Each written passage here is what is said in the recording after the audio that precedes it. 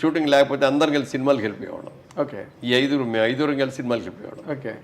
ఇది వచ్చిన బయటకు వచ్చినప్పటికి అప్పటికి మంచి రైజులో ఉంది నా ఇది కెరీర్. మీరు బయటికి రాగానే అందరూ వచ్చేసి ముగేసేవారు, సంతకాలు గింతకాలు అని ఎవరు షేక్ హ్యాండ్ లేనివారు, ఇవన్నీ చూస్తుంటే ఒక రోజు అన్నాడు చిరంజీవి గారు. అప్పుడు ఇంకా ఆయన సినిమా రిలీజ్ కూడా కాల, మనోరు పాడిన జరుగుతుంది. అన్నయ్య రేపు పొద్దున్న నాకు కూడా ఇటు వస్తారా అన్నాడు. దీని మీద 10 రెట్లు వస్తారా నీకు?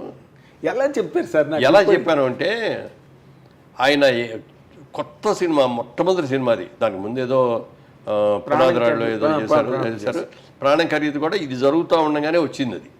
కాబట్టి అది ముందు రిలీజ్ అయింది, ఇది లేట్గా అయింది.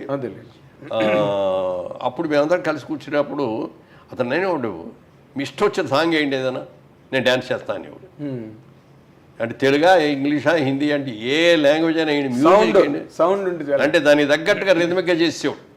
అది డ్యాన్స్ అంటే భరతనాట్యం కాదు, క్లాసికల్ డ్యాన్స్ ఇంకోటో కూడా కాదు, మ్యూజిక్కి తగ్గట్టుగా గంతులు వేసేసి చేసేవాడు.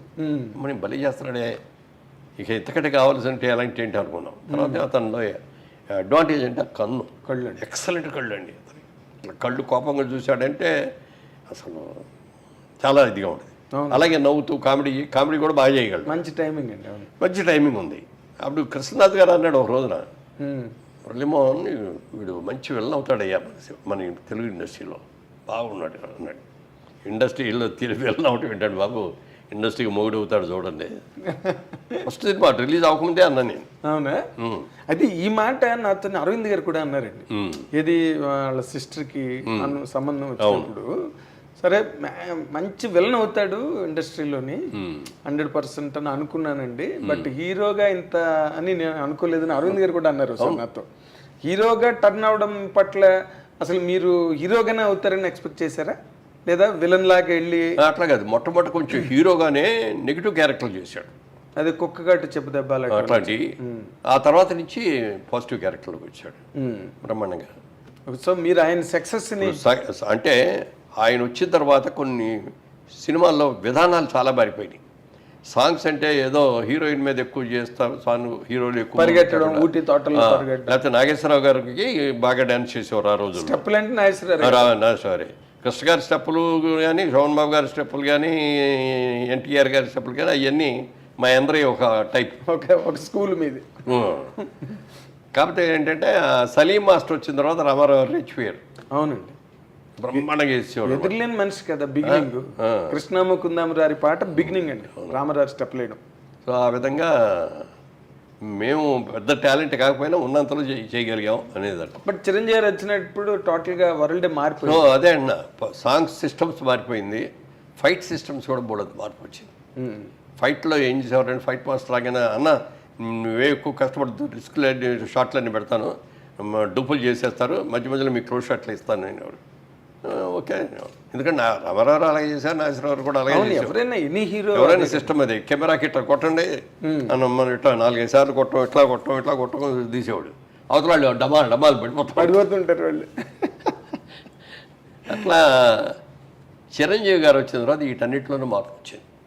అందుకని నేను అంటాను, చిరంజీవి ఇండస్ట్రీకి రాకముందు, చిరంజీవి ఇండస్ట్రీకి వచ్చిన తర్వాత, క్రీస్తు పూర్వం క్రీస్తు శకం లాగా అవును, అదొక చిరంజీవి శకం అనమాట.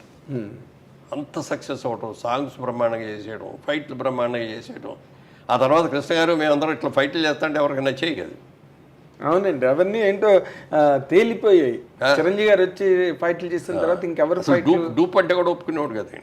ఇవే నేను చేస్తానంటే నాకు డూప్ అక్కర్లేదు అనుకున్నట్టుగానే సినిమా బాపు గారు కూడా చూసి, షూటింగ్ జరిగే రోజుల్లోనే చిరంజీవి చేసేస్తా అంటే ఆ జనం మధ్యలో ఆ డ్యాన్సులు అవన్నీ సెకండ్ టేక్ అనేది కూడా అవసరం ఉండేది కాదు. చేస్తాడు ఆయన కూడా చాలా బ్రహ్మాండంగా ఉన్నాడు, చాలా బాగా చేస్తున్నాడు, పెద్ద హీరో అవుతాడని ఆయన. జయకృష్ణే అసలు తీసుకొచ్చింది.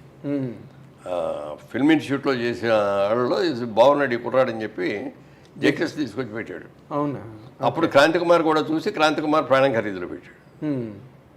సో అట్లా ఇక సక్సెస్ వచ్చేసి అవునండి దుమ్ము దులిపేశాడు. ఆయన ఒక యుగం కింద ఫామ్ అయిపోయి. అంటే అదొకటి. ఇంకో గొప్ప విషయం ఏంటంటే ఆయనకి వెనక ఎవరు లేరు, సొంతంగా కష్టపడి పైకి వచ్చిన వ్యక్తి. అంటే ఇక్కడ ఒక్క పాయింట్, మీరు ఒక 50 ఏళ్ల సినిమా పరిణామాలన్నిటికీ కర్మసాక్షి మీరు. అంటే మీరు అన్నిట్లో ఉన్నారు, ఇందులో లేరు, అన్నీ మీకు తెలుసు, బట్ మీకు ఏమీ తెలియనట్టుగానే ఉన్నారు ప్రతిదీ. ఇప్పుడు మొదటి నుంచి కూడా సార్ అన్ని చోట్ల ఎక్కడ సినిమా ఇండస్ట్రీ గురించి ఎవరు మాట్లాడుకున్నా ఒకరి ఎదుగుదల కానీ లేకపోతే ఒకరి తాలూకా డౌన్ఫాల్ కానీ వీటన్నిటి మధ్యలో క్యాస్ట్ అనే పాయింట్ని ఎక్కువగా అందరూ రిఫర్ చేస్తారు సార్. అందరూ ఆల్మోస్ట్ సినిమా ఇండస్ట్రీ అనగానే ఓకే, రాజకీయాలు అంటే ఇంకా క్యాస్ట్ బేస్డే అనుకోండి, ఇంకా అవి ఓసీలు, ఎస్సీలు, ఎస్టీలు, ఇంకా ఆ గొడవలు. సినిమా ఇండస్ట్రీకి వచ్చే వరకు ఇది ఎంతవరకు కరెక్ట్ అంటుంది ఈ రూమర్ కానీ ఈ ఆరోపణ కానీ సినిమా పరిశ్రమ మీద? ఎందుకంటే మీరు ఒక వర్గం, చిరంజీవి గారు ఇంకొక వర్గం. బట్ చిరంజీవి గారి గురించి మీరు ఇంత గొప్పగా మొదటి నుంచి మాట్లాడారు ఏం సార్? ఆయన రేజ్ కూడా అలాగే అందరూ ఎంకరేజ్ చేసి ఆయన తలని పట్టుకున్నారు. ఈ ఆరోపణ ఎందుకండి సినిమా పరిస్థితి? నాకు తెలిసినంత వరకు మెడ్రాస్లో ఇండస్ట్రీ ఉన్నంత వరకు ఏ రోజున కూడా క్యాస్ట్ ఫీలింగ్ అనేది లేదు అక్కడ. నువ్వేం క్యాస్ట్ ఇవేం క్యాస్ట్ అనేది ఎవరికి తెలిసేది కాదు. ఫలానా పేర్లు చెప్పుకున్నా ఫలానా డైరెక్టర్ అని చెప్పుకునే వాళ్ళేమే తప్ప ఇదిగో ఇతని క్యాస్టాడు ఈ క్యాస్టాడు కాబట్టి మనం చేయాలి అనేది ఇట్లాంటివి ఉండేవి కదా అసలు. ఓకే, హైదరాబాద్ వచ్చిన తర్వాత అది ఈ రాజకీయం ఇక్కడ అందరూ కూడా ఇది కదా. మెడ్రాస్లో ఉన్నంత వరకు ఏంటంటే సినిమా వాళ్ళందరూ ఒక గ్రూప్, ఒక family irrespective of the caste. Gents కలిసేవారు, లేడీస్ కూడా, ఫ్యామిలీ లేడీస్ కూడా వాళ్ళు కూడా చక్కగా కలుసుకునేవారు. ఎందుకంటే ఏ వచ్చినా ఏ ఫంక్షన్ వచ్చినా మన సినిమా వాళ్ళందరినీ పిలుచుకునేవాళ్ళం. అందుకని అందరూ అసలు ఎక్కడ ఎవరికి కూడా క్యాస్ట్ అనేది తెలియదు అసలు. ఇక్కడికి వచ్చిన తర్వాత పొలిటికల్గా కూడా అప్పటికే క్యాస్ట్ స్టార్ట్ అయిపోయి, అంటే అప్పట్లో కూడా తెలుగు సినిమా ఇండస్ట్రీలో చౌదరీస్ దే డామినేషను, లేకపోతే ఇంకొక కులం వాళ్ళని రానివ్వకుండా అడ్డు పెట్టారు, కొంతమంది తాలూకు ఎదుగుదలను ఆపేశారు అని కొంతమంది జర్నలిస్టులు ఇటీవల రోజుల్లో యూట్యూబ్లో మాట్లాడుతున్నారండి. పెట్టారు గారండి. అసలు నిజంగా అదే మాట మీరు అన్నట్టు జరిగినట్టే ఇవాళ రోజున ఎవరో వచ్చేవారు కాదు. మరి సినిమా ప్రొడ్యూసర్లు ఎక్కువ 75% చౌదరీస్ ఆర్టిస్టు, రామారావు, నాగేశ్వరరావు, సోహన్ బాబు గారు, కృష్ణ గారు, మీరు అందరూ. అవును, ఒక కృష్ణరాజు గారు మినహాయిస్తే కృష్ణ అందరూ వాళ్ళు. మరి డిస్ట్రిబ్యూటర్స్, మీకు ఏ డిస్ట్రిబ్యూటర్ కంపెనీ అయినా చెప్పండి, అందరూ వాళ్ళే. థియేటర్స్ ఉన్నాళ్ళు అది ఎక్కువ వాళ్ళే. ఇంత డామినేషన్ ఉంది, ఫలానా వాళ్ళు రాకూడదని అనుకోవాలి. టాలెంట్ ఎవరి దగ్గర ఉంటుంది, ఎందుకంటే క్రియేటివ్ జాబ్ సినిమా అనేది. అవునండి. ఇది పార్టీ అంటే అది వేరే విషయం. ఇదిగో ఈ మన కులం అని చెప్పి ఇక్కడ పెట్టుకుంటే ఇతను ఓట్లు ఇన్ని వస్తాయి ఎందుకని చెప్పి కులానికి ఇన్ని ఓట్లు, సినిమా అది కాదు కదా. సినిమాలో టాలెంట్ మనం ఇచ్చిన క్యారెక్టర్ బాగా ఎవడు చేయగలడు, ఎవరికి మార్కెట్ ఉంది చూసుకొని చేస్తాం అంతే తప్ప సినిమాలో మెడ్రాస్లో ఉన్నంత వరకు అసలు క్యాస్ట్ అనేది లేదు సార్. ఎవరై క్యాస్టో కూడా తెలియదు. హైదరాబాద్ వచ్చిన తర్వాత మాత్రం కొంతవరకు వచ్చింది, బట్ అది కూడా టెంపరీ. ఇప్పుడైనా ఎవరికి టాలెంట్ ఉంటే వాళ్ళకి ఇస్తారు. అదేనండి అసలు ఇప్పుడు విజయబాబు రెడ్డి గారు నేను అన్నాను అనుకున్నాం, మేము అందరం ఒక్క ఊరి నుంచి వచ్చాం, మేము ఇద్దరు రూమ్మేట్స్, అంత క్లోజ్. బాపిరెడ్డి గారు మీరు మరి అన్ని సినిమాలు చేశాను ఆయన దగ్గర. అప్పుడు 6-7 సినిమాలు చేశాను.